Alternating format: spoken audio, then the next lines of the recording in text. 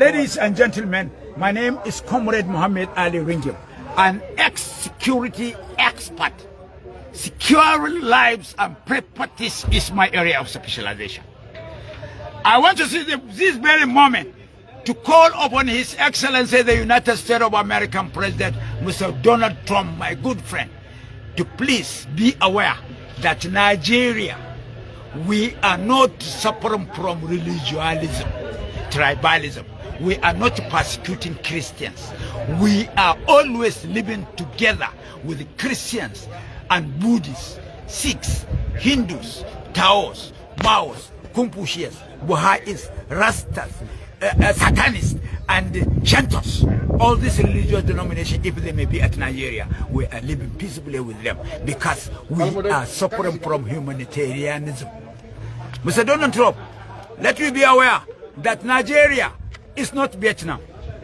Nigeria is not Afghanistan. Nigeria is not Iraq. Nigeria is not Iran. Nigeria is not Venezuela. If you attempt to encourage and make aggression and send your armed forces to Nigeria to wage war, it's an unscrupulousness. But be aware that our mosquitoes, they are waiting for your soldiers to bite them and infect them with malaria fever to die instantly. And more so, I heard last minute that Lieutenant General Chiwait Anjuma made a blatant falsified allegation against the Nigerian armed forces. He stated that Nigerian armed forces, they are conniving, conspiring, collaborating with bandits, which is a blatant falsified lie. Chiwait Anjuma, be warned. I know you very well since Murtala Mohammed administration. Before you become a madman, you are sensible. You are the chief of army staff in Nigeria. But for you to accuse our armed forces, more especially the soldiers and our security agencies, for conniving and working together with bandits, is a blatant falsified lies. And if you are among the people that are instigating United States of America to come and wage war at Nigeria, our black people armed forces, they are gallant. They can fight you. Thank you. My people, this won't shock everybody. The kind story flying around now is something that got the whole internet talking. Fulani Militias sent strong warning to Trump ahead of Nigeria's invasion. The headline alone is heavy, and people all over social media are wondering what is really going on. Who sent this warning, and why are they calling out Trump directly? Stay tuned and make sure you like this video right now and subscribe, because what I'm about to break down will surprise you. Now, first things first, this matter started after some international comments came out, suggesting that the United States might be watching Nigeria's security situation closely. Some even hinted that the US could consider taking serious action if things in Nigeria don't calm down. That kind of statement naturally created tension, both inside and outside the country. And just when everyone thought it was only political talk, news broke that a group linked to the Fulani Militias reportedly sent a warning to Trump, telling him not to interfere in Nigerian affairs. And immediately, the internet went wild. People started asking, wait, what kind of warning is this? Who exactly are these people to send message to a whole former US president? Some took it lightly, saying it's just online talk, but others are taking it more seriously, wondering if something deeper is brewing behind the scenes. What do you think about it? Drop your thoughts in the comment section right now. And please, don't forget to like this video if you're following the gist so far. Now, let's slow it down and understand the bigger picture. Nigeria has been going through a lot of security tension for some time, bandit attacks, communal clashes, and the farmer-herder conflicts, especially in parts of the north. Many of these groups are described by international media as Fulani Militias. Whether that's the right label or not, one thing everyone agrees on is that there have been several deadly incidents that have caused real pain to innocent communities. So, when a foreign country like the US makes a statement about Nigeria's security, it hits a sensitive spot. It feels like someone from outside is trying to lecture the country on how to manage its internal matters. And that's where this whole warning talk began. According to sources, after Trump commented about what he called religious persecution and ethnic killings in Nigeria. Certain groups felt insulted. They claimed that such comments were painting an entire people as terrorists. And in their response, they reportedly warned that if America tries to interfere, there would be consequences. Now, that kind of language got everybody's attention. You know how Nigerians react. Before you finish reading, people are already making videos, voice notes, and memes. But on a serious note, this shows how tense the situation has become. The truth is, nobody wants war. Nigerians have seen enough of it. The insecurity in the north, the banditry, the kidnappings, and the farmer-herder violence. So, when anyone hears words like invasion or foreign troops, it naturally causes fear. Because we know what such conflicts can turn into. Now let's talk about this whole idea of invasion. Some analysts believe the word is just being thrown around for effect. The US or any other power hasn't announced any military plan, at least not officially. But they have expressed concern about human rights issues, freedom of religion, and rising attacks in rural communities. So, the invasion talk might be more of a political warning than an actual plan. Still, you know how things go in the media, one small word turns into a viral headline. And that's why it's important for us to understand what's fact and what's just hype. Now, pause for a second. If you were in Trump's position and someone from another country sent a warning like that to you, what would you do? Would you respond? Would you ignore it? Let me know your thoughts in the comments, and please like this video if you're enjoying the gist so far. Because I want to make sure we're all reasoning this matter together. Alright, let's continue. After that reported warning, reactions poured in from both sides. Some Nigerians online were mocking the idea, saying, how can a militia group threaten Trump? Others were angry, feeling that such threats could make Nigeria look bad internationally.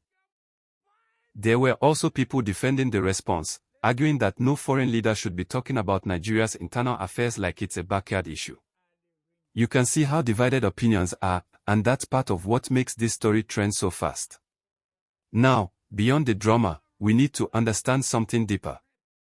Nigeria's image abroad affects everything, from foreign investments to how the world views our government and people.